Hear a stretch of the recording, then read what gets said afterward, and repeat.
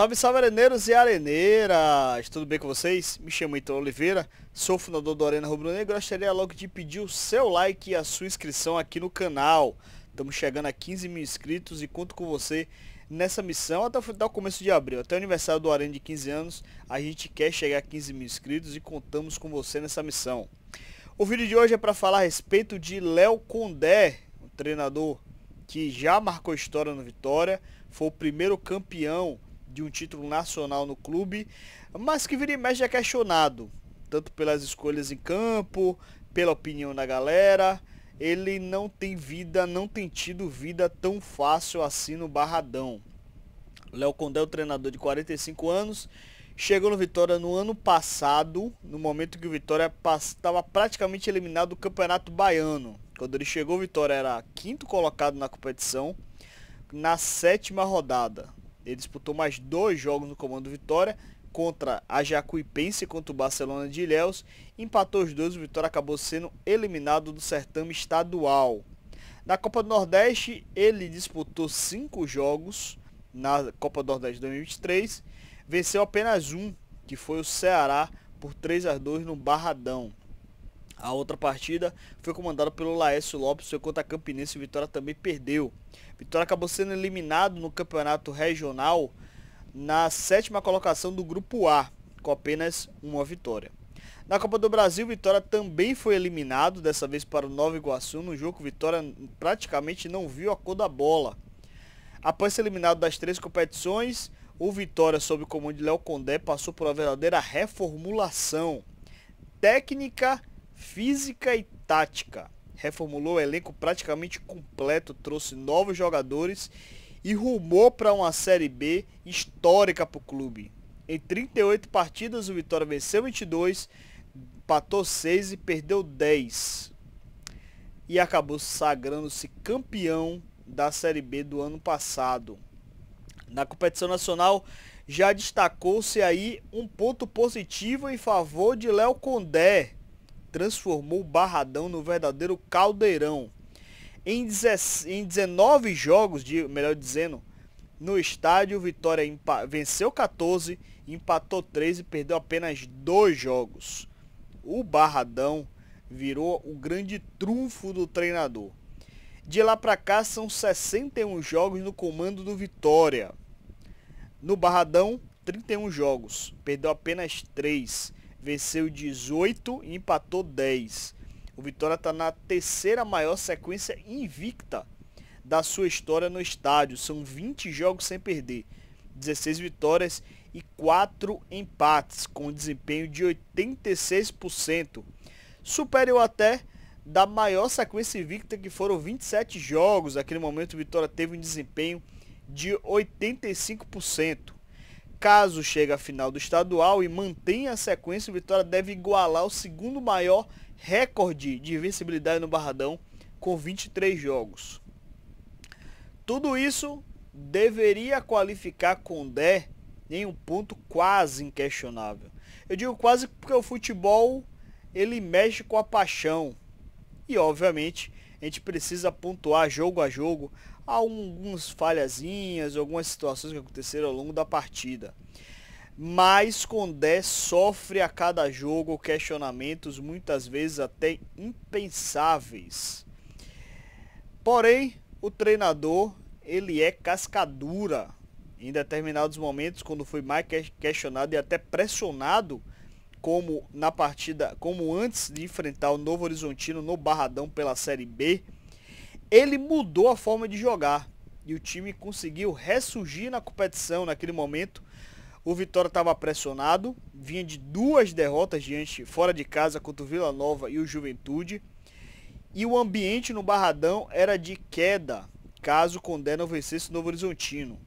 Ele mudou o time para 3 zagueiros, o time venceu e venceu bem, e acabou o primeiro turno da competição na liderança daquela Série B. Esse ano, novamente, voltou a ser questionado, voltou a ser pressionado, encarou um Bavi num jogo que é tradicionalmente difícil. Muitos não davam Vitória como favorito para o jogo, mas Condé novamente apostou alto, manteve o mesmo time quando muitos acreditavam que o Vitória deveria ir com 3 volantes ou 3 zagueiros. Ele manteve a mesma formação e o Vitória venceu o clássico, e venceu até com certa autoridade, venceu por 3-2 e rumou para uma classificação que o Vitória, podemos assim falar, já histórica, já que o Vitória passou 5 anos sem conseguir passar para a semifinal do Campeonato Estadual. Na Copa do Nordeste, o Vitória briga arduamente pela classificação, atualmente tem 8 pontos, ainda faltam 3 jogos para acabar, terá 2 desafios gigantescos, o Bavi e o Fortaleza, encerra a primeira fase contra o 13, para encarar uma provável final do Baiano, já que venceu a primeira partida contra o Barcelona de Ilhéus por 2-0 em Ilhéus e vai jogar no Barradão com a vantagem do empate ou de até mesmo perder por 1 gol, para ir pensar na Série A, que é o grande desafio da carreira de Léo Condé e o grande desafio desse novo Vitória. Léo Condé é questionado geralmente por 2 pontos. Um, demora demais para mexer. E o outro é porque muitas vezes escala um time que não está na cabeça do torcedor. Assim podemos ver, por exemplo, quando escalou 3 volantes diante do Barcelona de Ilhéus.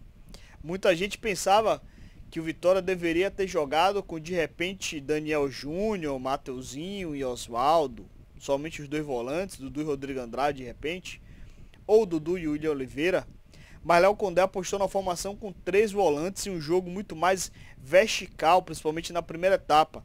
E deu certo, o Vitória venceu por 2-0, o goleiro Muriel só foi incomodado em apenas um lance numa bola parada, mas ainda assim recebeu corneta, principalmente quando tinha um jogador a mais e precisou trocar o Dudu e entrou com Caio Vinícius. Alguns questionaram e pensaram que a melhor posição seria o Daniel Júnior, mas ele manteve a convicção de atuar com os 3 volantes. Com relação à demora das substituições, até certo ponto existe uma verdade aí. Em algumas situações, de fato, o Léo Condé demorou muito para mudar, principalmente em jogos que o Vitória estava perdendo. Mas a mudança que a torcida queria era mudança de nomes, e Condé preferiu mudar as peças e a estratégia. Só que peça e estratégia de um time que está perdendo não mostra a real mudança para a média do torcedor. E aí, obviamente, ele foi questionado. A corneta tem fundo de verdade, sim, claro. Como, por exemplo, no jogo diante da Juazeirense, que ele demorou muito para poder fazer as alterações com o menino no banco. Aliás, a categoria de base é um ponto que a torcida reclama de Léo Condé. Ele dá poucas oportunidades aos jogadores no time profissional. Porém, quem vê os coletivos no Barradão percebe que os jogadores, que aqueles que estão mais prontos na hierarquia, fisicamente muitas vezes não suportam tranco, não mantém a mesma intensidade jogando contra o time profissional. Em outros momentos, Léo Condé, de fato, o planejamento não funcionou tão legal para ele.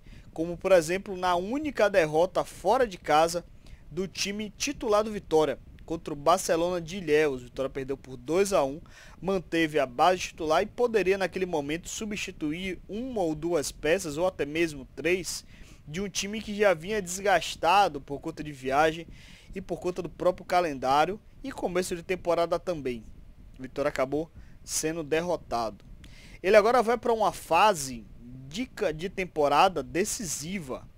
Vai encarar uma semifinal de Campeonato Baiano, vai encarar um Bavi, um jogo contra o Fortaleza, depois inicia-se uma Série A, mas antes tem as finais da Copa do Nordeste, estreia da Copa do Brasil e possivelmente final do Campeonato Baiano, Vitória retornando após 6 anos. Ele será novamente questionado. Algumas cornetas são válidas, é claro, é direito do torcedor cornetar, e quem sou eu para dizer que não. Só que outras é pegar no pé demais. Qual é o seu lado? Que lado você defende? Condeísmo? Você é um defensor do condeísmo? Ou você é aquele torcedor que vive com o pé atrás, ainda questionando? Comenta aqui embaixo. Quero saber a sua opinião a respeito da gestão do treinador Léo Condé no Sport Clube Vitória. Já gostaria logo de pedir novamente seu like se você chegou até aqui e ainda não deixou. E também se inscrever no canal para ajudar a fazer com que o canal do Arena cresça ainda mais. O Arena tem live, vídeos e podcast, o nosso Arena Cast, toda terça-feira às 20h30. Já convido vocês a assistir os nossos outros episódios, os episódios que virão pela frente também. Galera, tô indo nessa, até a próxima e avante meu leão!